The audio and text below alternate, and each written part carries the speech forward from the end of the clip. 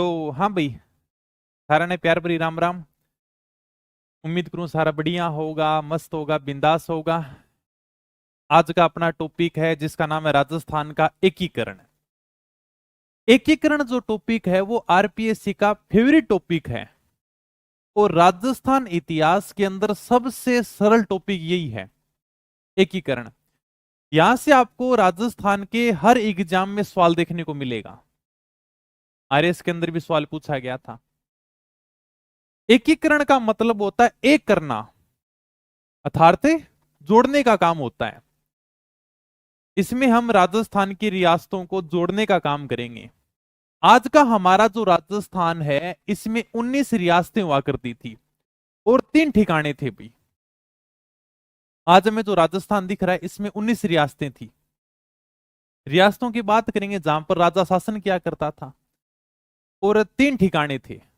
अब रियासतों वाली बात तो सर समझ में आती है, चलो ठीक है कि जहां पर राजा महाराजा राज करते थे वो रियासतें हुआ करती थी। लेकिन 3 ठिकाने, सर 3 ठिकानों वाला क्या चक्कर है क्या? ठिकाने तो रियासतों में खूब हुआ करते थे। खूब सारी रियासतें, अगर 19 रियासतें थी तो प्रत्येक रियासत में खूब सारे ठिकाने थे। लेकिन हम 3 ठिकाने पढ़ते हैं, नीमराणा है, कुशलगढ़ है, लावा है। जैसे अपने राजस्थान में बांसवाड़ा रियासत हुआ करती थी, उसमें एक ठिकाना था कुशलगढ़। ये सर 3 ठिकाने, इनका क्या मतलब था? जैसे कहे कुशलगढ़ ठिकानेदार की बांसवाड़ा के राजा के साथ में बननी बंद हो गई, उनकी बोलचाल बंद हो गई, आपस में उन्होंने एक दूसरे को ब्लॉक कर दिया। तो अंग्रेजों ने कुशलगढ़ वाले ठिकानेदार या सामंत को कह दिया कि तुम बांसवाड़ा के राजा को टैक्स मत देना, के तुम सीधा हमें टैक्स दे देना। इस तरह बांसवाड़ा से कुशलगढ़ अलग हो गया और अंग्रेजों ने उसे ठिकाना कह दिया। अंग्रेज लोग तोड़ने में तो माहिर थे ही। अंग्रेजों ने कोटा रियासत से तोड़कर झालावाड़ बनाई थी, लेकिन झालावाड़ थोड़ा सा बड़ा इलाका था, इसलिए उसे रियासत कहा गया। कुल मिलाकर रियासतों से अंग्रेजों ने जो ठिकाने बना दिए, वहां से वो सीधा टैक्स ले लिया करते थे। इस प्रकार के राजस्थान में 3 ठिकाने थे, नीमराणा, कुशलगढ़, लावा। बाकी प्रत्येक रियासत में खूब सारे ठिकाने होते हैं। हम पढ़ते हैं क्या राजस्थान में 3 ही ठिकाने थे? ठिकाने तो खूब सारे थे। हमने क्रांति के अंदर भी पढ़ा था, अवा का ठाकुरदार था, रासोप का ठाकुरदार था, मेवाड़ के अंदर खुद 16 श्रेणी के ठिकाने थे। तो फिर ये 3 ठिकाने वो हैं जिनको अंग्रेजों ने तोड़कर अलग कर दिया था, वो यहां से सीधा टैक्स लिया करते थे। ठीक है। इस तरह हमारे राजस्थान के अंदर 19 रियासतें हुआ करती थी जिनमें राजा बैठा करता था, और 3 ठिकानों में अंग्रेजों के द्वारा सामंत बिठाए जाते थे। और राजस्थान में अजमेर एकमात्र ऐसा क्षेत्र हुआ करता था जहां पर अंग्रेजों का खुद का अधिकार हुआ करता था। थोड़ी सी मैं प्रारंभिक बातें बता रहा हूं आपको। आज अपन इसको अजमेर बोलते हैं, लेकिन कोई टाइम में इसे अजमेर नहीं बोला जाता था, इसे अजमेर मेरवाड़ा कहते थे। हमने क्रांति में पढ़ा था, यहां पर मेरवाड़ा बटालियन बनाई गई थी जिसका मुख्यालय ब्यावर हुआ करता था। इसलिए अजमेर एक प्रकार से केंद्र शासित प्रदेश था जिसके ऊपर अंग्रेजों का सीधा अधिकार हुआ करता था। ये नॉर्मल सी बातें हैं, आपको थोड़ा सा ध्यान रखना है। हम राजस्थान को एक करने का काम करेंगे, राजस्थान का एकीकरण करेंगे। इस राजस्थान में 19 रियासतें हैं, मतलब 19 राजाओं का शासन है। 3 ठिकाने हैं, ये ठिकाने अंग्रेजों के द्वारा बनाए गए हैं। और एक ऐसा केंद्र शासित प्रदेश है अजमेर मेरवाड़ा, जिसके ऊपर अंग्रेजों का सीधा अधिकार हुआ करता था, क्योंकि अजमेर से बैठकर ही अंग्रेज पूरे राजपुताना को कंट्रोल करते थे। नॉर्मल सी बात बताइए मैंने, ये तुम्हें आराम से समझ में भी आ जाएगी, लिखा मैं बाद में आराम से दूंगा। अब किस प्रकार से एक होते हैं, थोड़ी सी पीछे की भूमिका की तरफ जाते हैं। अंग्रेजों ने 1928 में साइमन कमीशन की रिपोर्ट के आधार पर कहा था कि ब्रिटिश भारत और देशी राज्यों को मिलाकर एक संघ बना दिया जाएगा। देशी राज्य में राजपुताना की 19 रियासतें आया करती थी, और ब्रिटिश भारत वो था जिसके ऊपर अंग्रेजों का सीधा अधिकार हुआ करता था। साइमन कमीशन की रिपोर्ट के आधार पर 1935 का भारत शासन अधिनियम आता है, जिस पर अपने पूरे के पूरे भारत का संविधान आधारित है। साइमन कमीशन की रिपोर्ट के आधार पर आता है 1935 का भारत शासन अधिनियम। उस 1935 के एक्ट की सबसे पहली लाइन यही है कि ब्रिटिश प्रांत तथा देशी राज्यों को मिलाकर अखिल भारतीय संघ बना दिया जाएगा, भारत को एक कर दिया जाए।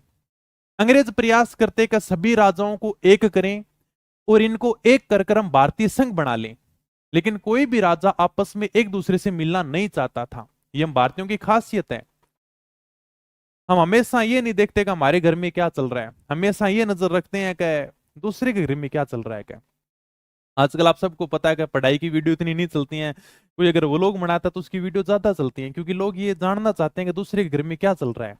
तो लोगों का चलने का मेन कारण यही तो है। तो राजा आपस में एक दूसरे के पास में बैठना पसंद नहीं करते, कोई भी किसी के नीचे काम करना पसंद नहीं करता था, इसलिए राजा एक नहीं हो पाए थे। अंग्रेजों ने हालांकि प्रयास किए थे कि भारत के राजाओं को एक करें और इनका एक संघ बना दें। फिर 1939 में दूसरा विश्व युद्ध शुरू हो जाता है।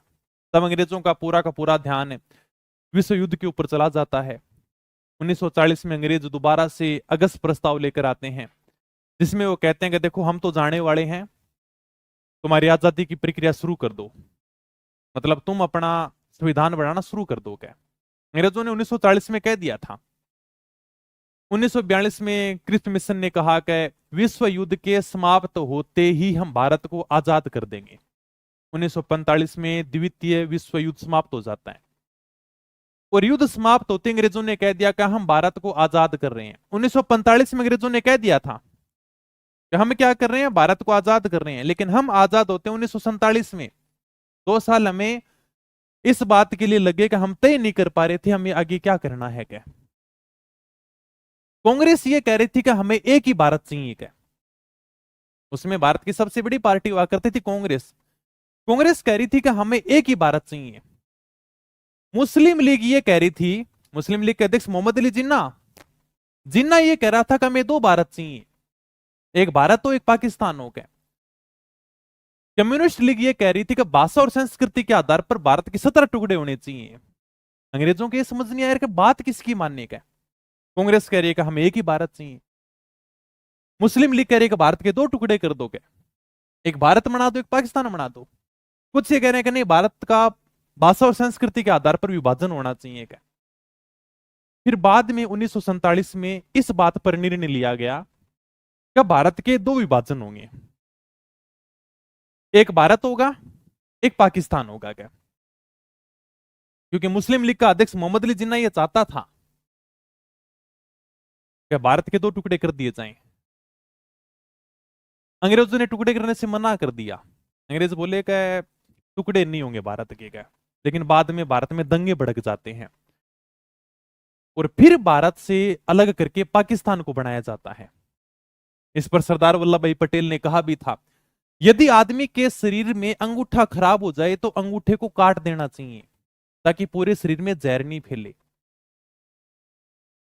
दंगे से अच्छा है कि फिर पाकिस्तान को अलग ही कर दो। क्या लोग मारपीट कर रहे हैं, आपस में एक दूसरे में कट रहे हैं, तो इससे बढ़िया है कि पाकिस्तान को अलग कर दिया जाए। बाद में 3 जून 1947 को लॉर्ड माउंटबेटन ने घोषणा की कि हम भारत का विभाजन करेंगे। यह आप उसमें फोटो देख सकते हो, भारत के विभाजन की फोटो है। खूब सारी ट्रेन भारत से पाकिस्तान जाती, पाकिस्तान से भारत आती थी, उसमें की फोटो है आजादी के अंदर जब भारत का विभाजन किया गया था। आपने गदर फिल्म देखी होगी, उसके अंदर और भी शानदार चर्चा की गई है विभाजन के समय की, उसके अंदर थोड़े से सीन भी दिखाए गए हैं। तो लॉर्ड माउंटबेटन ने तो कह दिया भाई अब क्या करेंगे, विभाजन करना पड़ेगा, जब दंगे भड़क गए हैं तो इससे बढ़िया विभाजन कर देंगे। माउंटबेटन ने 3 जून 1947 को कहा कि हम भारत का विभाजन करेंगे। उसमें भारत में 565 रियासतें हुआ करती थी, पूरे भारत में 565 रियासतें हुआ करती थी।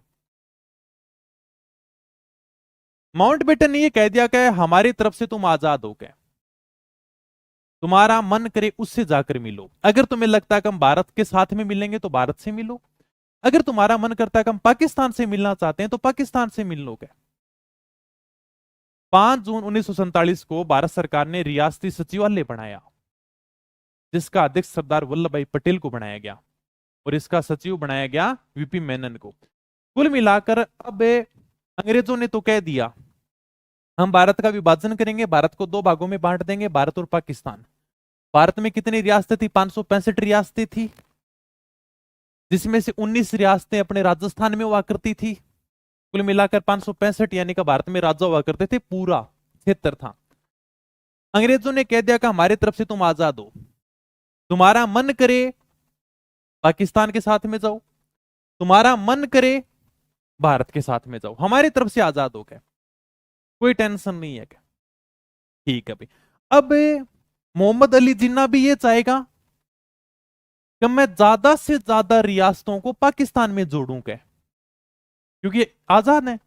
इधर अपने सरदार वल्लभ भाई पटेल भी ये चाहेंगे कि भारत में जो 565 रियासतें हैं, इन 65 रियासतों को मैं ज्यादा से ज्यादा भारत में जोड़ने का काम करूं। दोनों अपना दाव पेच लगाएंगे भाई, क्योंकि प्रत्येक देश ये चाहेगा कि हमारा क्षेत्र बड़ा रहेगा। इसलिए भारत सरकार ने क्या किया? भारत सरकार ने एक विभाग बना दिया, रियासती सचिवालय विभाग। कब बनाया था? 5 जून 1947 को बनाया था। रियासती सचिवालय विभाग बनाया, जिसका अध्यक्ष बना दिया सरदार वल्लभ भाई पटेल को, और इनका सचिव बनाया वीपी मेनन को। वीपी मेनन को सचिव बना दिया। मतलब मंत्री वाला काम तो करेंगे सरदार वल्लभ भाई पटेल, और सचिव, सचिव का मतलब आईएएस अधिकारी। हमने पढ़ा था ना पॉलिटी के अंदर सचिवालय, जिसमें खूब सारे सचिव बैठते हैं, जो सचिवों का घर है। वो सचिव क्या है? आईएएस अधिकारी हैं, जो मंत्रियों को सलाह देने का काम करते हैं। तो वही भूमिका यहां पर मंत्री वाले तो निभाई सरदार वल्लभ भाई पटेल ने, और सचिव वाली भूमिका निभाई वीपी मेनन ने। वीपी मेनन आईएएस अधिकारी वाला काम करते हैं। इनको यह जिम्मेदारी देगी कि जितना हो सके ना उतनी रियासतों को भारत में मिलाओगे, साम दाम दंड भेद कुछ भी करोगे, ताकि हमारा बड़ा भारत बन सकेगा। सरदार वल्लभ भाई पटेल भारत की रियासतों के पास में जाते हैं और कहते हैं कि तुम भारत में मिलोगे। सरदार वल्लभ भाई पटेल सभी रियासतों के पास में जाते हैं और कहते हैं कि सारे के सारे किस में मिलो? भारत में मिलोगे। तब भारतीय राजा कहते हैं कि हम तो किसी भी देश के साथ में नहीं मिल सकते क्या? पटेल जी ने पूछा क्यों भाई, किसी के साथ में क्यों नहीं मिल सकते? क्योंकि हमने तो 1818 में अंग्रेजों के साथ में सहायक संधियां की हैं, जिसके तहत हम अंग्रेजों से बिना पूछे कोई काम नहीं करेंगे क्या? राजाओं ने यह कहा कि हमने अंग्रेजों के साथ में क्या किए? सहायक संधियां की हैं, समझौता किया हमने, और उन संधियों के तहत हम तो किसी भी देश के साथ में नहीं मिल सकते जब तक अंग्रेज हमें अनुमति नहीं देने का। अंग्रेजों से बिना पूछे हम कोई काम नहीं करेंगे। सरदार वल्लभ भाई पटेल दोबारा से अंग्रेजों के पास में जाते हैं और कहते हैं यार क्या बड़ा अच्छा मजाक करते हो क्या? पहले कहते हो क्या सारे राजा आजाद हैं, जिसके साथ में मिलना चाहो मिल लो क्या? और राजा कहते हैं क्या हम तो नहीं मिल सकते क्या, क्योंकि अंग्रेजों के साथ में संधियां हैं क्या? राजा तुम्हारे बिना पूछे कोई काम करने को तैयार नहीं है। तब अंग्रेज बोले कि सॉरी सॉरी क्या गलती हो गई, हमें ये बात ध्यान में नहीं थी, हम एक अधिनियम और लेकर आते हैं। और अंग्रेज अंतिम अधिनियम लेकर आते हैं, जिसका नाम था अखिल भारतीय स्वतंत्रता अधिनियम 1947, जिसे भारतीय स्वतंत्रता अधिनियम 1947 कहते हैं। अंतिम अधिनियम लेकर आते हैं। इसकी धारा 8 में अंग्रेजों ने यह कहा कि अंग्रेजों और राजाओं के बीच में जो भी संधियां थी ना, सारी के सारी संधियां आज से समाप्त होती हैं। राजा आजाद हैं, जिसके साथ में जाना चाहें चले जाएंगे। मतलब अंग्रेज 1947 में अंतिम अधिनियम लेकर आते हैं, भारतीय स्वतंत्रता अधिनियम 1947। उसकी धारा 8 में यह कह दिया अंग्रेजों ने कि राजा आज से आजाद हैं, जिसके साथ में मिलना चाहे मिलो क्या। अब दोबारा से सरदार वल्लभ भाई पटेल सभी रियासतों के पास में जाना शुरू करते हैं कि अब तो भारत में मिल जाओ क्या। अब थोड़ी सी राजस्थान की बात कर लेते हैं। राजस्थान में किसी रियासत ने सबसे पहले अगर भारत में मिलने के लिए हां की थी तो वह थी बीकानेर रियासत। उन्होंने 7 अगस्त 1947 को विले पत्र पर हस्ताक्षर कर दिए थे। इसके आगे बात करेंगे। राजस्थान में अगर कोई सबसे पहले रियासत मिली थी ना, वो थी बीकानेर। 7 अगस्त 1947 को क्या कर देते हैं? विले पत्र पर हस्ताक्षर कर देते हैं। इनका काम यही था रियासती सचिवालय का कि तुम एक विले पत्र लेकर जाओगे, उसके ऊपर हस्ताक्षर कराओगे कि कोई भी समस्या है राजाओं से बैठकर पूछो और भारत में मिलाओगे। तो सरदार वल्लभ भाई पटेल सभी रियासतों के पास में विलय पत्र लेकर जाते हैं, मतलब तुम हमारे अंदर विलय होना चाहते हो कि नहीं होना चाहते। तो सबसे पहले राजस्थान में 7 अगस्त 1947 को ही बीकानेर रियासत ने सबसे पहले हस्ताक्षर कर दिए कि हम तो भारत में मिलेंगे क्या। और सबसे लास्ट में थी धौलपुर रियासत, जिसने 14 अगस्त 1947 को विलय पत्र पर हस्ताक्षर कर दिए। धौलपुर के शासक थे उदयभान सिंह जी, जो वसुंधरा राजे सिंधिया के ससुर जी हैं। कुल मिलाकर राजस्थान की सारी रियासतें भारत में 7 दिन के अंदर अंदर मिल गई थी। आजादी से पहले ही राजस्थान की रियासतों ने विलय पत्र के ऊपर हस्ताक्षर कर दिए थे। हम भारत की आजादी से पहले ही भारत में शामिल हो गए थे। सिर्फ भारत में 3 ऐसी रियासतें थी जो भारत में शामिल नहीं हो सकी थी, बाकी सभी ने हस्ताक्षर कर दिए। 3 रियासतें थी, एक तो कश्मीर, दूसरी हैदराबाद, तीसरी जूनागढ़। हैदराबाद भारत की सबसे बड़ी रियासत हुआ करती थी। कश्मीर, हैदराबाद, जूनागढ़ के अलावा सभी रियासतों ने भारत में मिलने के लिए हाँ कर दी। इनको आजादी के बाद में मिलाया गया था और ये तीनों रियासतें बॉर्डर के ऊपर हुआ करती थी। राजस्थान और पाकिस्तान का भी बॉर्डर लगता है, फिर भी आप देख लो कि 7 दिन में राजस्थान की सारी रियासतें भारत में मिल जाती हैं। इसलिए सबसे ज्यादा बलिदान तो राजस्थान ने दिया है। आज भी भारत में जो राज्य बॉर्डर के ऊपर है उनमें छोटा मोटा विद्रोह होता रहता है। आप कश्मीर को देख लो, छोटा मोटा विद्रोह चलता रहता है। पंजाब को देख लो। दक्षिण भारत वाले तो धमकियां देते रहते हैं कि जिस दिन तुमने हिंदी को राष्ट्रभाषा बना दिया उस दिन हम तुमसे अलग हो जाएंगे क्या। लेकिन राजस्थान में किसी भी बात को लेकर ऐसा कभी हमें देखने को नहीं मिला कि राजस्थान वालों ने कभी भारत से अलग होने की बात की हो। हमने कभी कोई छोटी मोटी बात का विद्रोह किया हो। 700 ईस्वी से लेकर 1200 ईस्वी तक अगर किसी ने भारत को बचाया है तो हमारा राजस्थान था। आज भी खुद की राजस्थानी भाषा को खोकर हमने हिंदी भाषा को अपना रखा है, वह हमारा राजस्थान है। हमारे राजस्थान में किसी भी आदमी की मन में यह नहीं आता कि यार हम भारत से अलग हो जाएं क्या।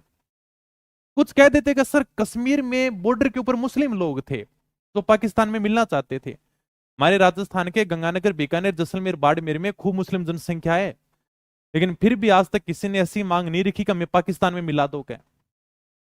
ये हमारे राजस्थान का देश के प्रति समर्पण है। चलो एक बात और बताता हूं तुम्हें। जब 1947 में भारत और पाकिस्तान बने थे तब पाकिस्तान ने 3 जगह हमले किए थे, कश्मीर, बलूचिस्तान और जैसलमेर। जब हम आजाद हो गए थे उसके बाद में कश्मीर और बलूचिस्तान ना तो भारत में मिले थे और ना ही पाकिस्तान में मिले थे। बलूचिस्तान के ऊपर बलूचों का कब्जा हुआ करता था और पाकिस्तान ने पूरे बलूचिस्तान के ऊपर कब्जा कर लिया था। आज बलूचिस्तान के ऊपर पाकिस्तान का अधिकार है। कश्मीर का राजा हुआ करता था हरि सिंह जी। हरि सिंह जी को जो खुद की सेना थी ना वो पाकिस्तान के साथ में मिल गई थी, मतलब राजा की सेना पाकिस्तान के साथ में जाकर मिल गई और पाकिस्तान ने आधे कश्मीर के ऊपर अधिकार कर लिया था। तब हरि सिंह जी भागे भागे पंडित जवाहरलाल नेहरू के पास में आते हैं कि मेरा कश्मीर बचाओगे। पंडित जी कहते हैं कि अगर आप भारत में मिलते हो तो ये हम आपकी मदद कर सकते हैं क्या।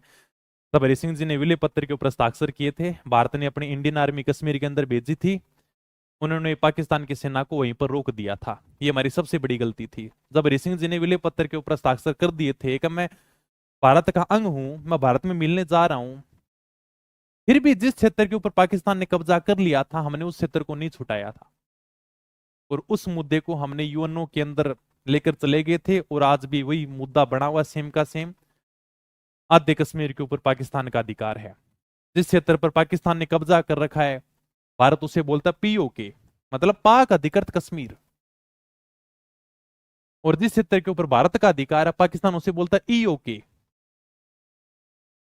आईओके, इंडियन अधिकृत कश्मीर। भारत बोलता पीओके। आपने कई बार एक बारे में सुना होगा कि पीओके के अंदर गोलीबारी होगी, मतलब पाक अधिकृत कश्मीर, उसके ऊपर पाकिस्तान का अधिकार है। भारत कहता है कि क्षेत्र हमारा है, पाकिस्तान कहता है कि क्षेत्र हमारा है, कश्मीर कहता है कि हम आजाद है, हम किसी के अधिकार में नहीं है। पाकिस्तान ने कहते हैं जब जैसलमेर की तरफ हमला किया था तब जैसलमेर के राजा ने जोधपुर के राजा से मदद मांगी थी और जोधपुर रियासत थोड़ी मजबूत हुआ करती थी। जोधपुर के पास में कहते हैं खुद की एयरफोर्स की सेना भी थी। जोधपुर के महाराजा हनुमंत सिंह तो खुद पायलट हुआ करते थे, इन्होंने खुद की एयरफोर्स भी बना रखी थी। तो जोधपुर वालों ने खुद की सेना उतारी थी। जैसलमेर की जमीन पर पाकिस्तान का 1 इंच भी कब्जा नहीं हो पाया था।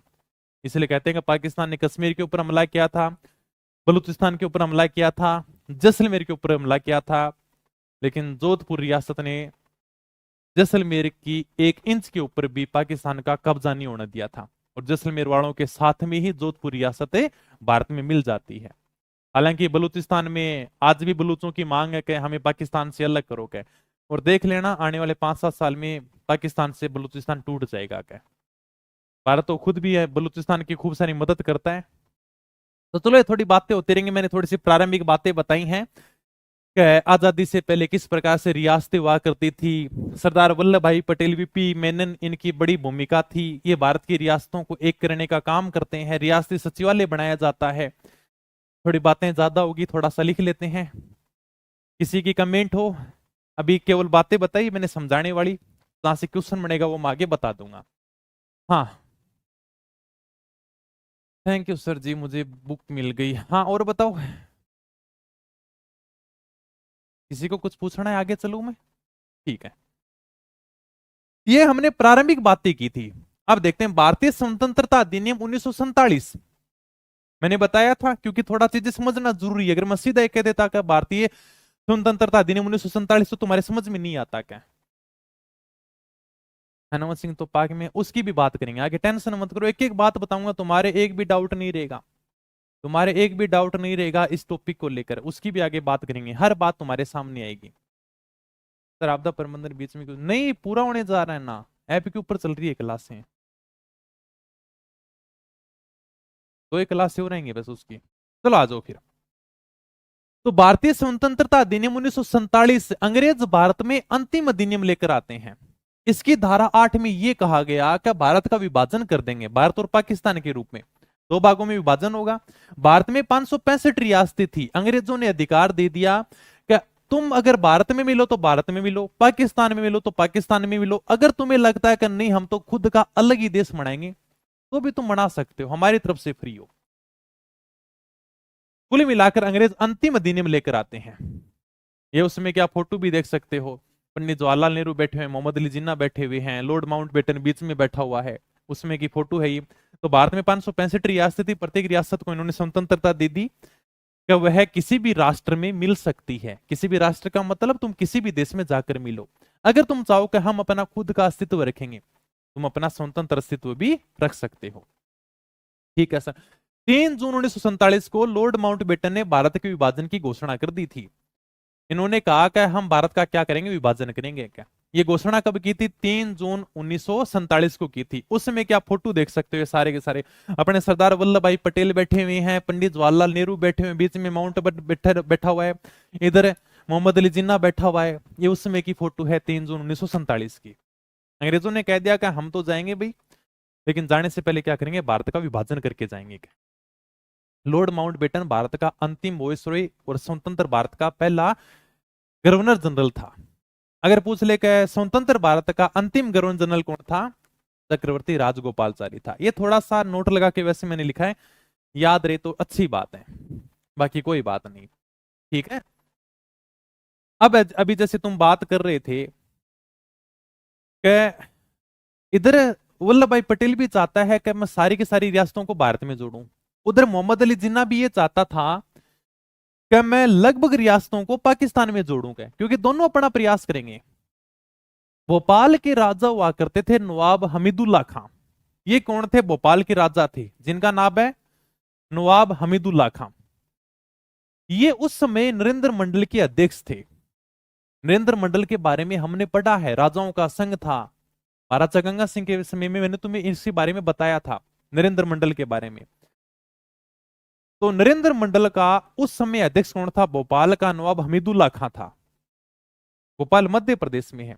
भोपाल से आगे मेवाड़ है, मेवाड़ के आगे मारवाड़ है, मारवाड़ से आगे जैसलमेर है, जैसलमेर से आगे पाकिस्तान शुरू हो जाता है। ये पूरा का पूरा क्रम था, भोपाल, मेवाड़, मारवाड़, जैसलमेर और पाकिस्तान। भोपाल का नवाब हमीदुल्ला खां ये चाहता था कि यार मैं पाकिस्तान में जाऊंगा, लेकिन पाकिस्तान में सीधा कैसे जाए। ये चाहता था कि मैं किधर जाऊं, पाकिस्तान में जाकर मिल जाऊंगा, लेकिन पाकिस्तान में सीधा तो नहीं मिल सकता था। बीच में मेवाड़ आ गया, इधर मारवाड़ आ गया, आगे जैसलमेर है, आगे पाकिस्तान है, तभी जाकर मिल सकते हो। अगर बॉर्डर के ऊपर होते तो बात अलग थी, लेकिन ये तो बीच में कैसे मिल सकता है फिर। भोपाल के नवाब हमीदुल्ला खां और मोहम्मद अली जिन्ना ने मेवाड़ के महाराणा भोपाल सिंह को कहा कि आप हमारे साथ में पाकिस्तान में मिल जाओगे। मोहम्मद अली जिन्ना और हमीदुल्ला खां, इन्होंने सबसे पहले मेवाड़ के महाराणा भोपाल सिंह को तैयार किया कि आप पाकिस्तान में मिल जाओगे। तब मेवाड़ के महाराणा भोपाल सिंह बड़ा शानदार जवाब देते हैं कि जिन्ना, तुम्हारा पाकिस्तान तो कल बनेगा। हमारा मेवाड़ बप्पा रावल ने 734 ईस्वी के अंदर बना दिया था। 1200 साल पुराना देश है हमारा, और हम हमारे इतिहास को कल बनने वाले देश में विलोप कर देगा। हमारे बप्पा रावल की उपाधि थी हिंदुआ सूरज है, महाराणा कुंभा की उपाधि थी हिंदू सुल्तान है, राणा सांगा की उपाधि थी हिंदू पथ है, राणा हमीर की उपाधि थी प्रबल हिंदू। ये उपाधियां इसलिए हैं कि हमने हिंदू की रक्षा की थी। तुम्हारा तो पूरा देश इस्लाम के आधार पर बन रहा है क्या, और तू चाहता है कि मैं अपने देश को पाकिस्तान में मिला दूं क्या। मुझे किस देश के साथ में मिलना है ये तो निर्णय मेरे पूर्वजों ने कर दिया था। तो मेवाड़ के महाराणा भोपाल सिंह ने तो मना कर दिया। तो भोपाल के नवाब हमीदुल्ला खां का सपना टूट गया। हालांकि वो प्रयास कर रहे थे कि मैं किधर मिलूं, पाकिस्तान में मिलूं, लेकिन पाकिस्तान में तभी तो मिलेगा जब मेवाड़ के महाराणा हाँ भरेंगे। तो मेवाड़ के महाराणा भोपाल सिंह ने बड़ा शानदार जवाब दिया था। इसके बाद में भोपाल के नवाब हमीदुल्ला खां का सपना टूट गया था। जोधपुर के महाराजा की बात कर रहे थे, इनकी भी आगे अपन चर्चा करेंगे। भारतीय रियासती विभाग का गठन 5 जुलाई 1947 को। इसके अध्यक्ष कौन थे? सरदार वल्लभ भाई पटेल। सचिव कौन थे? वीपी मेनन। ये मैंने पहले बात लिखाई नहीं है क्या तुम्हें?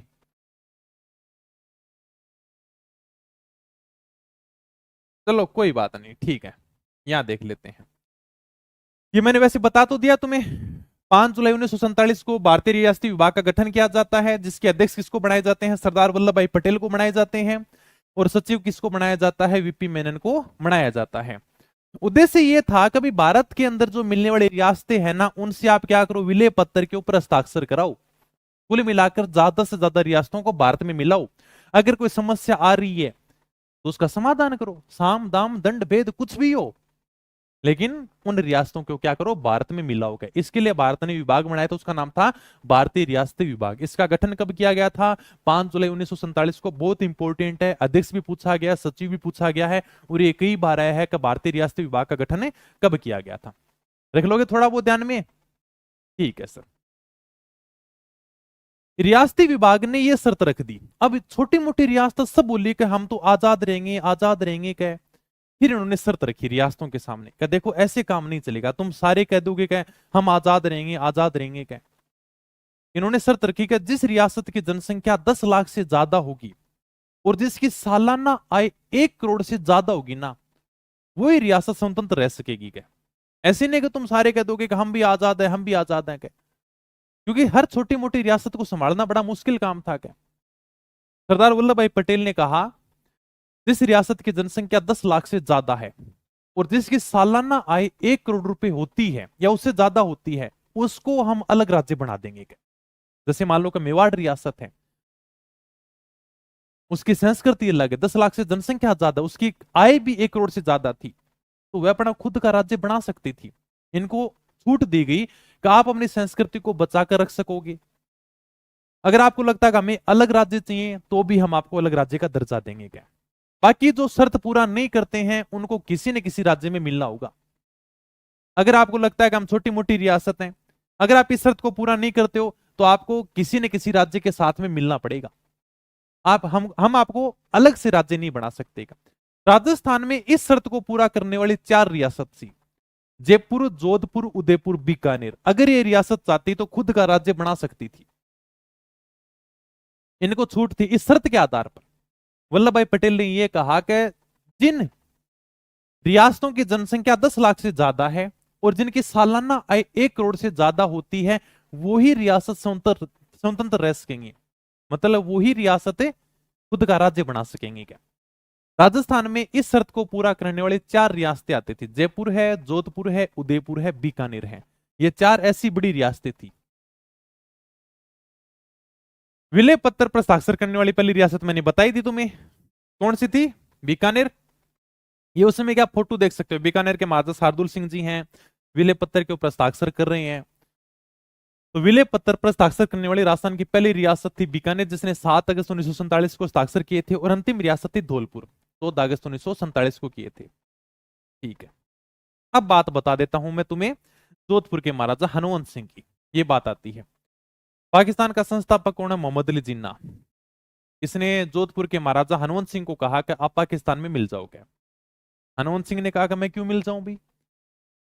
जिन्ना कहता है कि हमारे पास में एक ही बंदरगाह है, कराची, वो हम आपको दे देंगे। क्या कराची से जोधपुर तक हम रेल लाइन बिछा देंगे, और छोड़ो, आप तो खाली कागज पकड़ोगे, आपको जो भी शर्त माननी है ना वो बताओ, हम आपकी सारी की सारी बात मानने को तैयार हैं। क्या जोधपुर महाराजा हनुमंत सिंह ने कहा कि ठीक है, मैं सोच समझ कर बताऊंगा।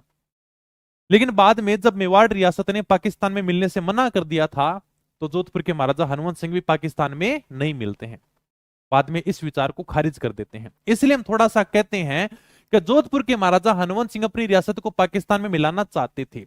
इस बात का खुलासा किसने किया था? वीपी मेनन ने अपनी पुस्तक the story of integration of Indian states में इस बात का उल्लेख किया कि मुस्लिम लीग के नेताओं ने जोधपुर नरेश से कई बार मुलाकात की थी। आपदा प्रबंधन पूरा होने वाला, और क्या कराऊं पूरा बताओ, तो एक क्लास से और है। हाँ आर चौधरी, अरे तुम इतना मत क्या करो रे, कॉपी पेस्ट, क्लास डिस्टर्ब होती है तुम्हारी वजह से। तुम क्यों पूरी की पूरी क्लास को डिस्टर्ब करने आते हो? मत आया करो भाई।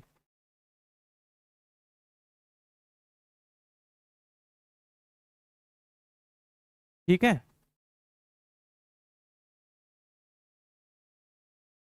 पूरी की पूरी क्लास डिस्टर्ब करने आते हो तुम। कितनी बढ़िया बात चल रही है, तुम क्यों कॉपी पेस्ट करते हो बार बार में?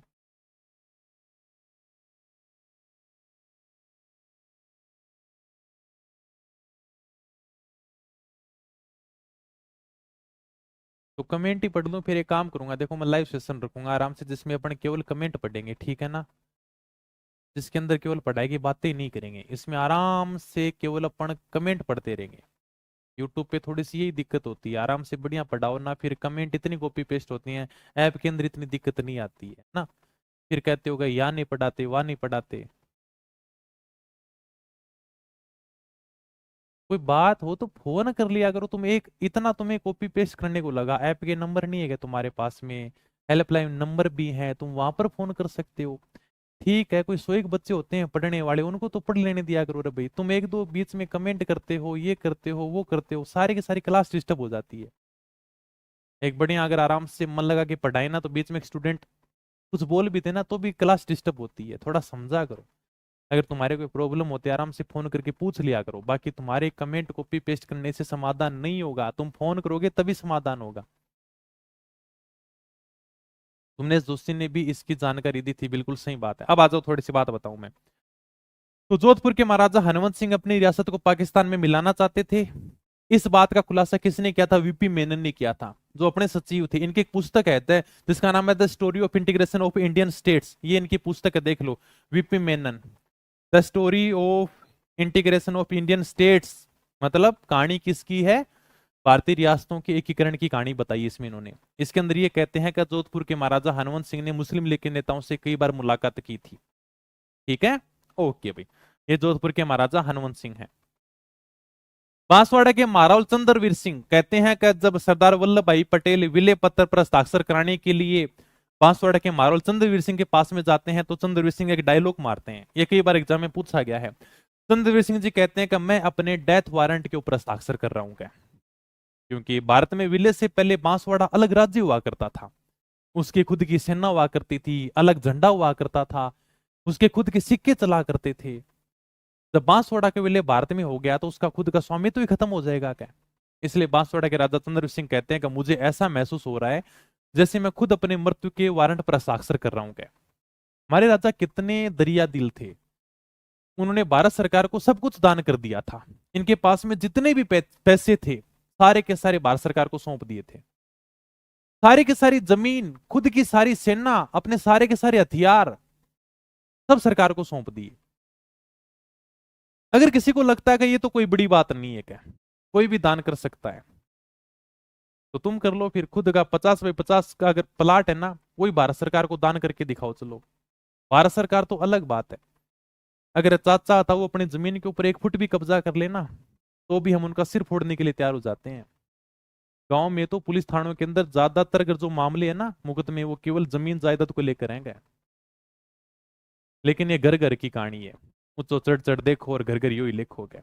लेकिन हमारे वो राजा थे जिन्होंने सब कुछ दान कर दिया था, इनके जो भी जितने भी पैसे थे ना सब भारत सरकार को सौंप दिए थे।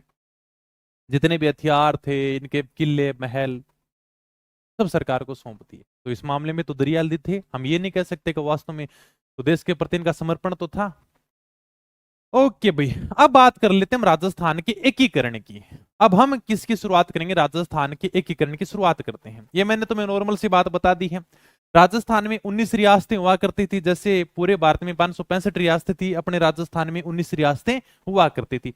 3 ठिकाने थे नॉन सैल्यूट ठिकाने, ये मैंने बताया भी था, ठिकानों का मतलब है ना नॉन सैल्यूट ठिकाने, जहां पर तोपों की सलामी नहीं लगती थी। सैल्यूट ठिकाने, एक तो रियासत हुआ करती थी जहां पर तोपों की सलामी दी जाती थी, राजा आता था, ठिकानों के अंदर कोई भी सलामी नहीं दी जाती थी। ये क्या थे? नॉन सैल्यूटेड ठिकाने थे। और एक केंद्र शासित प्रदेश हुआ करता था जिसका नाम था अजमेर मेरवाड़ा। ठीक है, 3 ठिकाने कौन कौन से? 3, निमराना, कुशलगढ़, लावा। ध्यान रखना, ये बहुत इंपॉर्टेंट है, कई बार एग्जाम में पूछा गया है। ये तो पता नहीं कितनी बार नॉर्मल सा क्वेश्चन आ जाता है। राजस्थान के एकीकरण में राजस्थान में कितनी रियासतें हुआ करती थी? 19 रियासतें थी, 3 ठिकाने थे। एकीकरण में कहते हैं 8 साल लग जाएंगे, 7 महीने लग जाएंगे, 14 दिन लग जाएंगे। एकीकरण का श्रेय किसे दोगे? सरदार वल्लभ भाई पटेल को। इसलिए सरदार वल्लभ भाई पटेल को क्या कहा जाता है? भारत का बिस्मार्क भी कहा जाता है। ठीक है, हाँ, बिस्मार्क ने कहते हैं कि जर्मनी में राज्यों का एकीकरण किया था, उसी प्रकार से सरदार वल्लभ भाई पटेल ने भी भारत की रियासतों को जोड़ने का काम किया था। इसलिए सरदार वल्लभ भाई पटेल को क्या कहते हैं? भारत का बिस्मार्क कहते हैं। ठीक है, नॉर्मल सी बात है, रह जाएगा ध्यान में, क्योंकि विलय पत्र पर तो हस्ताक्षर करा लिए हैं, अब इनको एक भी तो करना है ना।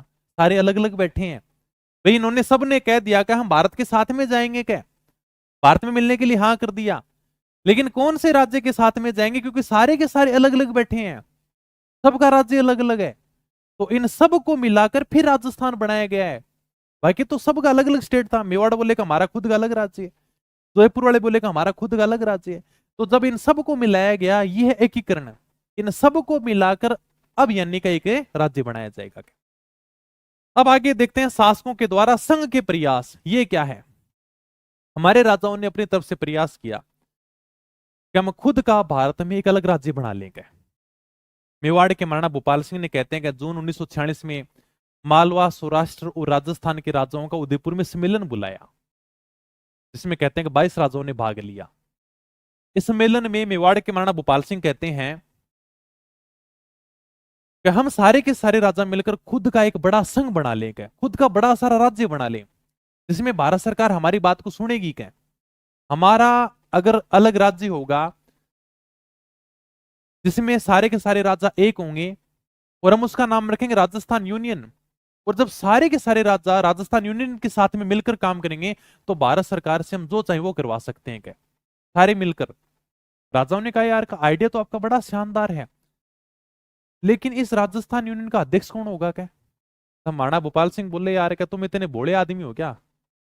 जब मैंने उदयपुर में सम्मेलन बुलाया है तो इस राजस्थान यूनियन का अध्यक्ष तो मैं ही बनूंगा। क्या तो 22 राजाओं का अध्यक्ष तो मैं ही बनूंगा। लेकिन जयपुर, जोधपुर, बीकानेर रियासतों ने इस बात का विरोध किया। वे बोले कि हम भी तो बड़ी रियासतें हैं, हम भी तो अध्यक्ष बन सकते हैं, आप ही अध्यक्ष क्यों बनोगे? क्या इस बात पर सारे के सारे राजा आपस में लड़ने लगे, जिससे सम्मेलन असफल हो गया था। कहते हैं कि मेवाड़ के महाराणा भोपाल सिंह को यह सम्मेलन बुलाने का सुझाव दिया था के मुंशी ने। इन्होंने कहा कि आप इस प्रकार से सम्मेलन बुलाओ ताकि आप आराम से सारे राज्यों से बात कर सको। क्या मेवाड़ रियासत ने सोचा कि अगर हम स्वतंत्र रहेंगे तो हमारा खुद का संविधान बनेगा। क्या इसलिए के मुंशी मेवाड़ के अंदर उस समय संविधान निर्माण का कार्य कर रहे थे, मतलब ये मेवाड़ के संवैधानिक सलाहकार थे। लेकिन माणिक्यलाल वर्मा ने के मुंशी का जो संविधान था उसको स्वीकार नहीं किया था। उनका एक स्टेटमेंट है, वो कहते हैं कि के मुंशी के संविधान को पिछोला जेल में फेंक दोगे, इनको स्वीकार नहीं किया था।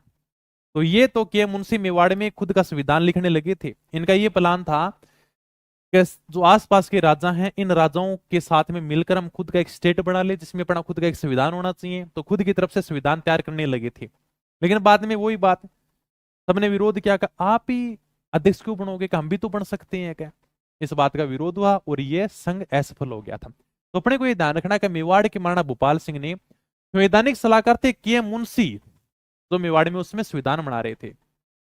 इनकी सलाह पर राजस्थान, गुजरात और मालवा के छोटे छोटे राज्यों को मिलाकर राजस्थान यूनियन बनाने के उद्देश्य से 25-26 जून 1946 को उदयपुर में सम्मेलन बुलाया गया था। सम्मेलन बुलाया गया जिसमें ये कहा गया, जिसमें 22 राजाओं ने भाग लिया। इसमें ये कहा गया कि हम सारे के सारे मिलकर खुद का एक संघ बनाएंगे, खुद का एक स्टेट बनाएंगे, जिसमें अपना संविधान भी होगा। क्या महाराणा भोपाल सिंह ने संविधान सभा समिति में शामिल होने का आह्वान भी किया था, लेकिन यह सम्मेलन क्या हो जाता है, असफल हो जाता है। ठीक है। जयपुर महाराजा सवाई मानसिंह ने भी अपने दीवान विट्टी कृष्णामाचारी के साथ में मिलकर राज्यों के संघ बनाने का प्रयास किया था। सबने संघ बनाने का प्रयास किया, छोटा मोटा, हमारा खुद का स्टेट हो, खुद का स्टेट हो गया। जयपुर के राजा सवाई मानसिंह थे, इन्होंने भी अपने दीवान विट्टी कृष्णामाचारी के साथ में मिलकर संघ बनाने का प्रयास किया। कोटा के महाराव भीम सिंह थे, वो भी दक्षिण राजपुताना की रियासतों को मिलाकर एक हाड़ौती संघ बनाना चाहते थे कि कोटा, बूंदी, झालावाड़ अगर आपस में मिल जाएं तो हमारा भी एक संघ हो जाए, जिसका नाम हाड़ौती संघ। डूंगरपुर के महाराव लक्ष्मण सिंह भी ये चाहते थे कि डूंगरपुर, बांसवाड़ा, प्रतापगढ़ को मिलाकर मैं एक वागड़ संघ बना लूंगा, हमारा खुद का एक अलग राज्य हो। लेकिन ये सारे के सारे असफल होते हैं, क्योंकि मैन यही था कि कोई भी राजा किसी के नीचे काम करना नहीं चाहता था। जब हाड़ौती संघ बुलाया गया तो कोटा के महाराव भीम सिंह बोले कि इस संघ का अध्यक्ष तो मैं ही बनूंगा क्या? तो बूंदी वाले बोलेगा, अच्छा निकले तो हमसे हो, बूंदी से अलग और कोटा रियासत बनी और तुम हमारे ऊपर अध्यक्ष बनोगे क्या? ये भी असफल हो जाता है। इसी प्रकार से डूंगरपुर, बांसवाड़ा, प्रतापगढ़ का था। डूंगरपुर के शासक लक्ष्मण सिंह कहते हैं कि हमें खुद का अलग संघ बनाएंगे क्या, वागड़ संघ। लेकिन दिक्कत ये थी कि अध्यक्ष तुम ही क्यों बनोगे, हम भी तो बन सकते हैं क्या? इसलिए ये क्या हो जाते हैं, असफल हो जाते हैं। बताओ क्या पूछना चाहते हो तुम? न्यू एडिशन महीने भर बाद निकालेंगे, अभी कुछ नहीं है। और बताओ, ये बात तुम फोन करके पूछ सकते थे, है ना, लेकिन तुम्हें क्लास के अंदर पूछनी होती है। और बताओ, इस चीज के लिए 10 कॉपी पेस्ट कर दी। ये वो बातें हैं जो आराम से पूछ सकते हो तुम, फिर भी क्लास में पूछनी। ज्योग्राफी में चिंकारा को राज्य नहीं, बिल्कुल सही है वो डेट, मैं तुम्हें प्रमाण दे दूंगा उस चीज का। और बताओ, जो मैंने लिखी है प्रमाणिक स्रोत से लिखी है, उसका मैं तुम्हें प्रमाण दे दूंगा। गाइडों के हिसाब से मैंने वो डेट नहीं लिखी है, प्रमाणिक स्रोत से मैं उसका प्रमाण दे दूंगा किताब में। ओके। और बताओ, किसी की क्या समस्या है? आप कमेंट नहीं पढ़े, क्या कमेंट पढ़ू बताओ। और पूछ कुछ क्लास से संबंधित पूछना तो बताओ। तुम्हें कमेंट एक दिन अपन आराम से सेशन रखेंगे, ठीक है, जिसमें केवल कमेंट ही रखेंगे। तुम बता देना कमेंट करके किस दिन रखना है। उस दिन केवल यही रखेंगे कि आपकी जो भी समस्या, आराम से मैं बैठा बैठा देखता रहूंगा और यही काम करेंगे।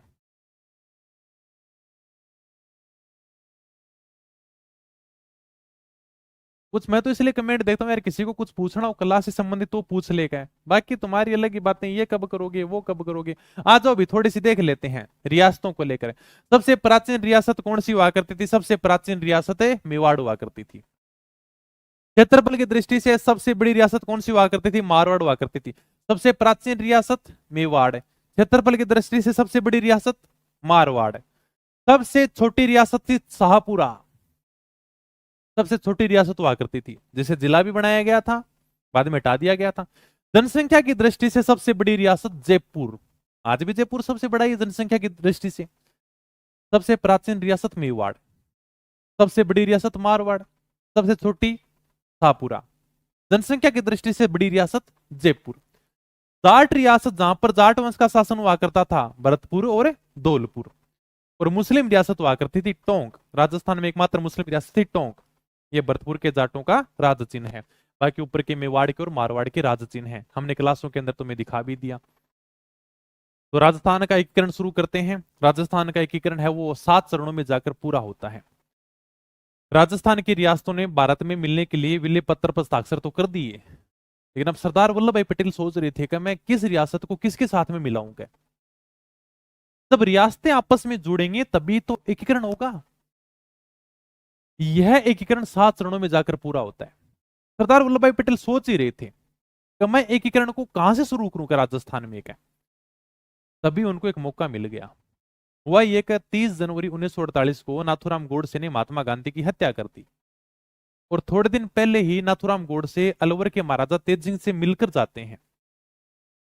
हत्या किसने की थी? नाथूराम गोडसे ने। और कहते हैं कि थोड़े दिन पहले ही वो अलवर के महाराजा तेज सिंह जी मिलकर गए थे क्या। तो भारत सरकार अलवर के शासक को शक की दृष्टि से देख रही थी, उनको लगा कहीं ना कहीं इनका भी हत्या में हाथ हो सकता है क्या। दूसरा यह था कि अलवर भरतपुर में मेव मुसलमानों ने अलग से मेवस्थान बनाने की मांग की थी कि हमारा भी एक अलग स्टेट होना चाहिए, और अलवर रियासत में दंगे भड़क जाते हैं। ये सांप्रदायिक दंगे भड़काने का आरोप लगा था अलवर के महाराजा तेज सिंह जी और इनके प्रधानमंत्री एनवी खर्रे के ऊपर। भारत सरकार ने कहा कि तुम दंगों को कंट्रोल कर सकते थे, लेकिन तुमने दंगे और ज्यादा भड़काए हैं। यह कहकर भारत सरकार ने अलवर रियासत के ऊपर खुद का कंट्रोल कर लिया। अलवर रियासत के ऊपर हमारा नियंत्रण रहेगा क्या, ये भारत सरकार के पास में रहेगी क्या। ठीक है, ये मैंने केवल नॉर्मल सी बात लिखी है। पहला चरण मत्स्य संघ था 18 मार्च 1948 को, रियासतों को जोड़ने का काम होगा। ये मत्स्य संघ नाम क्यों रखा गया इसकी भी मैं आगे बात बताऊंगा। अभी केवल मैंने ये बताया कि अलवर भरतपुर में मेव मुसलमानों ने अलग से मेवस्थान बनाने की मांग की थी कि हमारा अलग से स्टेट होना चाहिए क्या, जिसका नाम होगा मेवस्थान। इसमें अलवर नरेश तेज सिंह और इनके प्रधानमंत्री एनवी खर्रे पर सांप्रदायिक दंगे भड़काने का आरोप लगा, तो भारत सरकार ने अलवर रियासत को क्या कर लिया, अपने नियंत्रण में ले लिया। अलवर रियासत किसके पास में चलेगी, सीधी की सीधी भारत सरकार के पास में चलेगी। मतलब राजा से पूछने की कोई जरूरत नहीं है, वो सीधी की सीधी भारत सरकार के पास में है। भरतपुर के राजा हुआ करते थे जिनका नाम था ब्रजेंद्र सिंह जी, ये भरतपुर के राजा हैं ब्रजेंद्र सिंह जी। भारत सरकार के पास में भरतपुर के राजा की शिकायत पूछी कि जब हम 15 अगस्त को आजाद हुए थे तब सभी रियासतों ने भारत का झंडा फहराया था, लेकिन भरतपुर वालों ने अपनी रियासत में झंडा नहीं फहराया क्या। ये बात भरतपुर के महाराजा ब्रजेंद्र सिंह के पास में पहुंची, तो उन्होंने कहा यार आप मेरी देशभक्ति के ऊपर सवाल उठा रहे हो क्या, लोगों ने शिकायत कर दी, आप उन्होंने बात मान ली क्या, आप लोगों की बात कैसे मान सकते हो, मैंने तो झंडा फहराया था क्या। अगर आपको इतनी एलर्जी है मेरी देशभक्ति से, आप सवाल उठा रहे हो, तो ये लो भरतपुर राज्य आप ही संभालोगे। तो भरतपुर के महाराजा ब्रजेंद्र सिंह खुद अपनी रियासत को सरदार वल्लभ भाई पटेल के पास में सौंप कर आ जाते हैं। अब सरदार वल्लभ भाई पटेल के पास में दो रियासतें थी, एक तो अलवर थी, दूसरी भरतपुर थी। पटेल जी ने सोचा यार क्या दो रियासतें तो अपने पास में हैं, अलवर भरतपुर के पास में दो छोटी छोटी रियासतें और हैं, धौलपुर और करौली। अगर मैं इनको बना लूं तो आपस में एक संघ बना सकता हूं क्या। धौलपुर के राजा हुआ करते थे उदयभान सिंह जी, जो वसुंधरा राजे सिंधिया के ससुर जी थे, और करौली के राजा थे गणेश पाल जी। सरदार वल्लभ भाई पटेल ने धौलपुर के राजा उदयभान सिंह जी को कहा कि हम चार रियासतों अलवर भरतपुर धौलपुर करौली को मिलाकर एक संघ बनाना चाहते हैं, एक अलग राज्य बनाना चाहते हैं, और उस राज्य के राजा हम आपको बनाएंगे क्या, मतलब आपको हम राज प्रमुख बनाएंगे, और करौली वालों को कह दिया हम आपको उपराज प्रमुख बनाएंगे क्या। इस तरह सरदार वल्लभ भाई पटेल ने चार रियासतों को मिलाकर एक संघ बना दिया था, इसके साथ में निमरान ठिकाना भी शामिल हो जाएगा। ठीक है, ओके। तो भरतपुर शासक ब्रजेंद्र सिंह ने 15 अगस्त को स्वतंत्रता दिवस नहीं मनाया, तो भारत सरकार ने 14 फरवरी 1948 को भरतपुर का प्रशासक किसे बना दिया, एस एन सप्रू को नियुक्त कर दिया। ब्रजेंद्र सिंह जी गए भारत सरकार के पास में, बोले ये लो भरतपुर तुम ही संभालोगे। तो भारत सरकार ने बाद में भरतपुर का प्रशासक किसे सौंप दिया था, एस एन सप्रू को सौंप दिया था, आप भरतपुर का प्रशासक संभालो। नामकरण किए मुंशी, मत्स्य संघ नाम रखा था किए मुंशी कन्हैयालाल मणिकलाल मुंशी ने। इन्होंने कहा कि चार रियासतें मिलाकर आप एक राज्य बना रहे हो, अलवर भरतपुर करौली धौलपुर को मिलाकर आप एक राज्य बना रहे हो, तो इसका नाम क्या रखें क्या। तो के मुंशी ने कहा कि इस क्षेत्र का नाम रखो मत्स्य संघ। के मुंशी संविधान सभा के बड़े सदस्य थे, इन्होंने कहा कि महाभारत काल में अलवर वाले क्षेत्र को मत्स्य जनपद कहा जाता था, आप संघ बना रहे हो तो इसका नाम रखो आप मत्स्य संघ। कौन कौन सी रियासतें शामिल होंगी, अलवर भरतपुर करौली धौलपुर, साथ में ठिकाना भी आ जाएगा निमराना ठिकाना, जो कहां पर वर्तमान में कोटपुतली बहरोड के अंदर है। नॉर्मल से ठिकाने हैं ए बी सी डी। पहला चरण 18 मार्च 1948 को, रियासतें A B C D plus ठिकाना निमराना। अब बात आई कि इस राज्य की राजधानी क्या रखेंगे, कुल मिलाकर एक राज्य बना रहे हैं, ये छोटी छोटी रियासतों को मिलाकर एक राज्य बनाना है। तो सरदार वल्लभ भाई पटेल ने कहा कि चार रियासतों को मिलाकर, अलवर भरतपुर करौली धौलपुर, इन चार रियासतों को मिलाकर मैं एक अलग राज्य बनाऊंगा, और उस राज्य का मैं नाम क्या रखूंगा, मत्स्य संघ रखूंगा। क्या मत्स्य संघ नाम रखने का सुझाव किसने दिया था, यह मुंशी ने दिया था, कन्हैयालाल मणिकलाल मुंशी ने दिया था।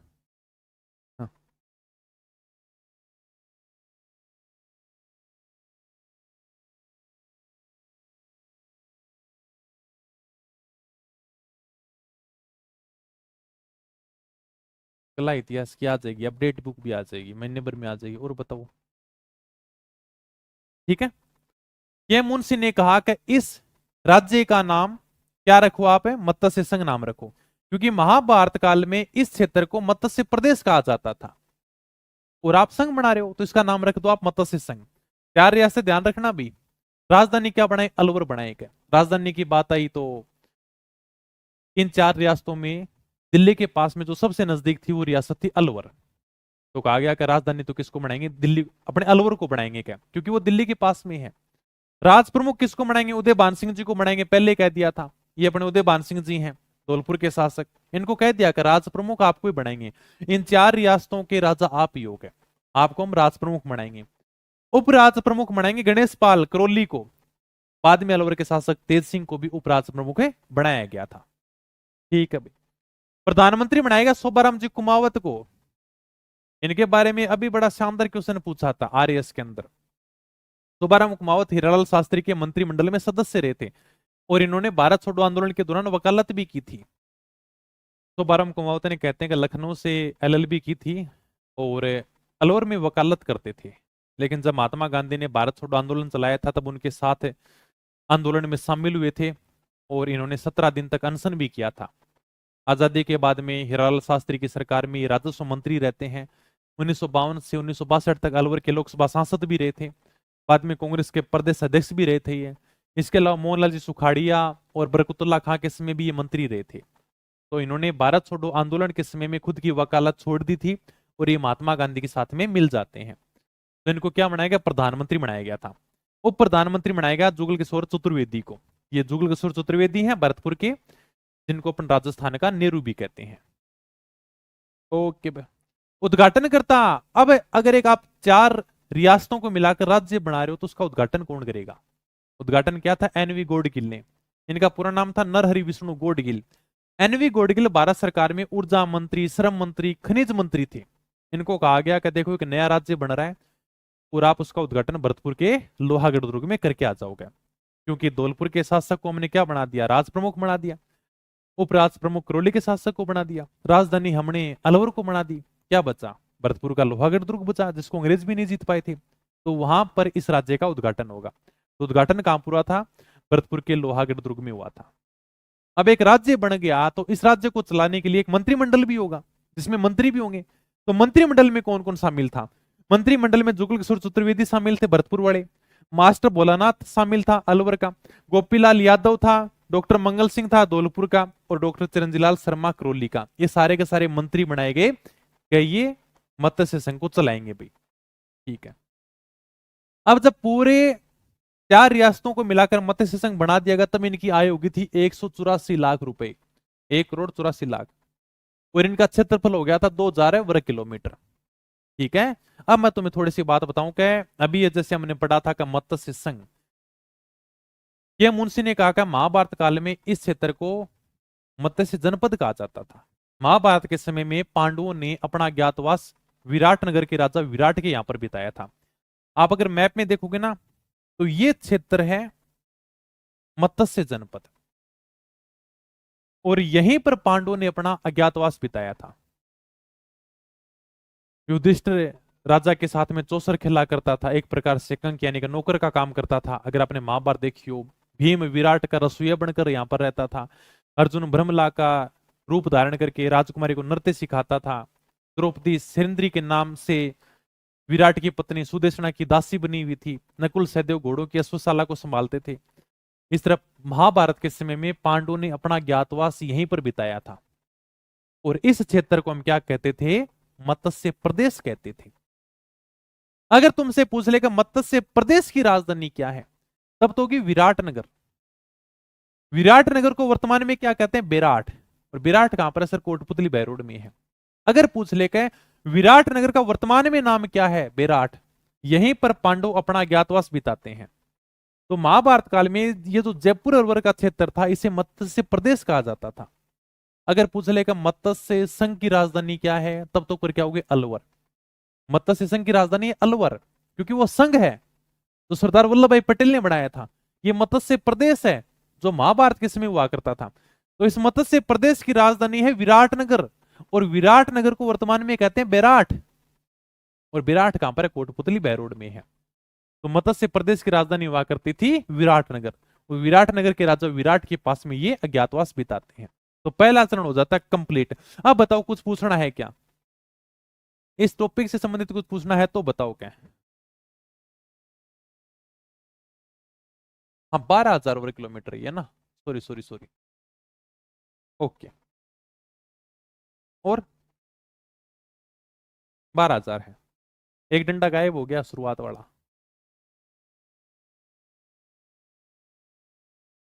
और बताओ किसी को कुछ पूछना है?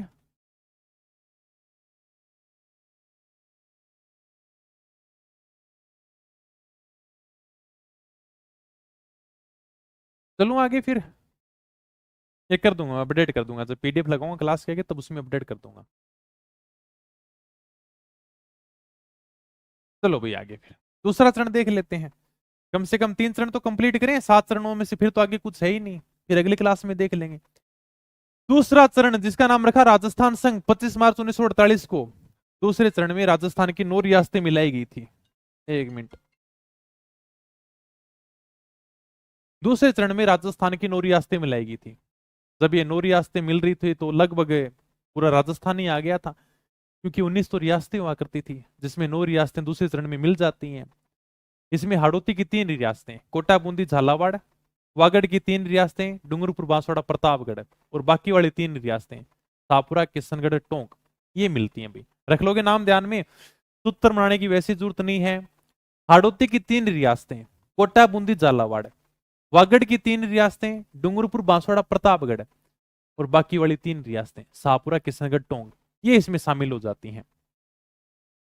कोटा बूंदी झालावाड़ हाड़ौती की रियासतें, डूंगरपुर बांसवाड़ा प्रतापगढ़ वागड़ वाली रियासतें, किशनगढ़ सापुरा टोंक, ये पास पास में है।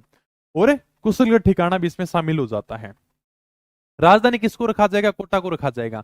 तो ये कुल 9 रियासतें मिलाकर दूसरा चरण बनाया गया था, जिसका नाम रखा गया पूर्व राजस्थान संघ या राजस्थान संघ। पूर्वी साइड में था तो नाम रख देते पूर्व राजस्थान संघ, बाकी इसका नाम राजस्थान संघ ही आता है। राजधानी बनाया गया कोटा को। राज प्रमुख किसको बनाया जाएगा? कोटा के महाराव भीम सिंह को क्या बनाया गया? राज प्रमुख बनाया गया। उपराज प्रमुख 2 बनाए गए, एक तो वरिष्ठ, एक कनिष्ठ। वरिष्ठ का मतलब बड़े, तो वरिष्ठ उपराज प्रमुख बनाया गया बहादुर सिंह को, जो बूंदी के थे। और कनिष्ठ बनाया गया मारावल लक्ष्मण सिंह को, जो डूंगरपुर के थे। तो वरिष्ठ उपराज प्रमुख बनाया गया बहादुर सिंह को, बूंदी के थे। कनिष्ठ बनाया गया था माराव लक्ष्मण सिंह को, डूंगरपुर के थे। प्रधानमंत्री बनाया गया गोकुलाल असावा को, जो सापुरा के थे। गोकुलाल असावा को क्या बनाया गया? प्रधानमंत्री बनाया गया। उद्घाटन हुआ कोटा दुर्ग में, और उद्घाटनकर्ता कौन है? एनवी गोडगिल है। बस ये केवल नाम ध्यान रखने हैं। गोडगिल जी राजस्थान में आए हुए थे, तब इनको कह दिया कि देखो अभी आपने मत्स्य संघ का उद्घाटन किया है, तो 7 दिन के बाद में दूसरे संघ का भी आपको उद्घाटन करके आना है क्या, जिसका नाम है राजस्थान संघ। 18 मार्च, 18 मार्च के बाद में 25 मार्च, और तीसरा चरण आ जाएगा 18 अप्रैल को। ठीक है। दूसरे चरण में राज प्रमुख किसको बनाया गया था? कोटा के महाराव भीम सिंह को बनाया गया था। यह बात बूंदी के शासक बहादुर सिंह को बहुत बुरी लगी। क्यों भाई?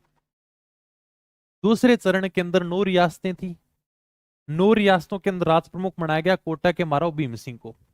उपराज प्रमुख किसे बनाया गया? बूंदी के शासक बहादुर सिंह को बनाया गया। इनको बड़ा बुरा लगा, क्योंकि हम इतिहास में पढ़ते हैं कि बूंदी रियासत से टूटकर ही कोटा रियासत बनी थी, इसलिए बूंदी रियासत वाले खुद को बड़ा मानते थे। लेकिन इनको राज प्रमुख ना बनाकर उपराज प्रमुख बनाया गया। भाई बूंदी रियासत से टूटकर कोटा रियासत बनी थी, लेकिन बहादुर सिंह को क्या बनाया गया? उपराज प्रमुख बनाया गया। इनको राज प्रमुख नहीं बनाया गया। बूंदी के शासक बहादुर सिंह ने सरदार वल्लभ भाई पटेल को कहा कि आप मुझे राज प्रमुख बनाओगे। पटेल जी ने मना कर दिया। उन्होंने कहा यार, क्या देखो कोटा बड़ी रियासत है और आज उसकी इनकम ज्यादा है क्या, इसलिए हम राज प्रमुख कोटा के शासक को ही बनाएंगे क्या।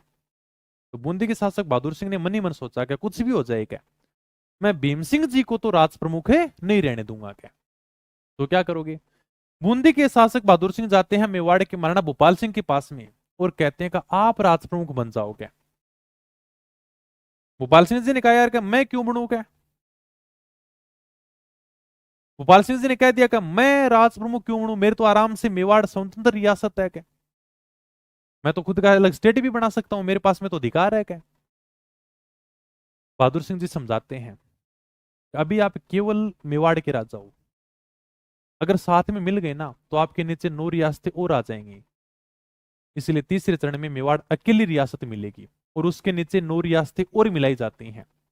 दूसरे चरण का नाम था राजस्थान संघ।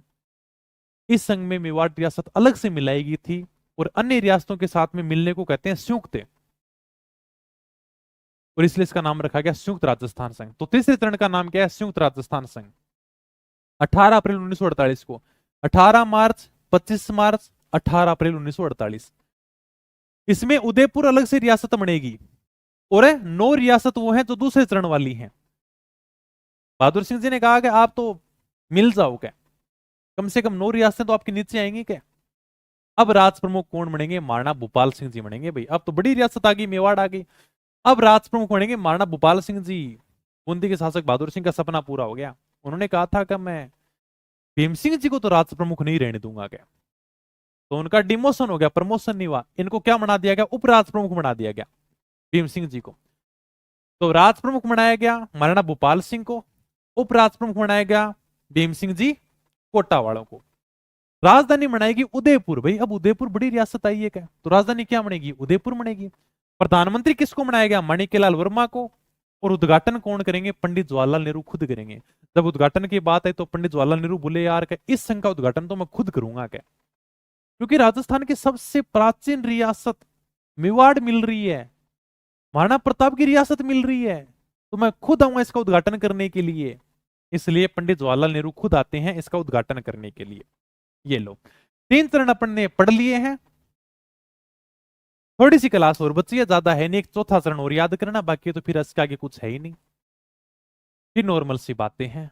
तो ये राजस्थान का एकीकरण है। एक छोटी सी क्लास और लेके आ जाऊंगा जिसमें अपना ये टॉपिक है वो कंप्लीट हो जाएगा। इसके बाद में हम एग्जाम में जितने भी क्वेश्चन पूछे गए हैं उनको देख लेंगे। भाई बताओ तुम्हारे कुछ बात समझ में नहीं है तो आराम से पूछ सकते हो, बाकी देखो इनका ट्रिक निकालने की वैसी जरूरत नहीं है। हाँ तो चरण याद करने, कितने याद करने? 18 मार्च है, 25 मार्च है, 18 अप्रैल है, 3 तो याद करो, 4 कल याद करा दूंगा। 7 दिन बाद में दूसरा था, 1 महीने बाद में तीसरा हो गया, 18 मार्च के बाद में 18 अप्रैल है। चौथा चरण 30 मार्च 1949 को आ जाएगा, जिसका नाम व्रत राजस्थान संघ है, जिसकी बात अपन अगली क्लास में करेंगे। और बताओ यहां से कैसे क्वेश्चन आते हैं एग्जाम में? टेंशन मतलब टॉपिक कंप्लीट होते ही एग्जाम में क्वेश्चन पूछे गए वो लेकर आऊंगा मैं।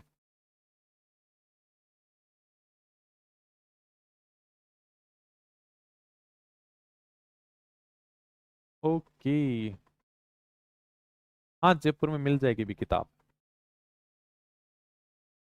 ठीक है, समझ में आ गया। मैंने तो कोशिश की थी कि तुम्हें प्रारंभिक भूमिका से लेकर अंतिम भूमिका तक लेकर जाऊं। हालांकि मैं सीधा भी शुरू कर सकता था, लेकिन मैंने तुम्हें शुरुआत से थोड़ा जोड़ने की कोशिश की थी कि किस प्रकार से अपना एकीकरण शुरू हुआ था। हालांकि विलय पत्र पर हमने पहले हस्ताक्षर कर लिए थे, बाद में इनको अलग अलग स्टेट बनाकर राजस्थान में जोड़ा गया था। बड़ा वल्लभ भाई पटेल ने माथापच्ची की थी। आज हम जो भारत देख रहे हैं सब वल्लभ भाई पटेल की देन है। इन्होंने सब रियासतों को जोड़ने का काम किया था, राजाओं को कैसे मनाने का काम किया था, वो सब पटेल जी की देन है। चलो ठीक है फिर, और बाकी कोई समस्या हो ना, कोई बात पूछनी हो तो आराम से तुम फोन करके पूछ लिया करो। ओके, कोई भी तुम्हें बात पूछनी हो तो आराम से पूछ लेना फोन करके कि सर ये क्लास आएगी कि नहीं आएगी, तो उसमें पूछ लिया करो। क्लास के बीच में कमेंट मत किया करो, बाद में बच्चे रिकॉर्डेड देखते हैं तो सारे के सारे डिस्टर्ब हो जाते हैं, और कोई प्रॉब्लम नहीं है। चलो फिर क्लास को क्यों बड़ी करें अपना। ठीक है फिर, मिलेंगे जल्दी नई वीडियो में, तब तक धन्यवाद, थैंक यू, जय हिंद जय भारत।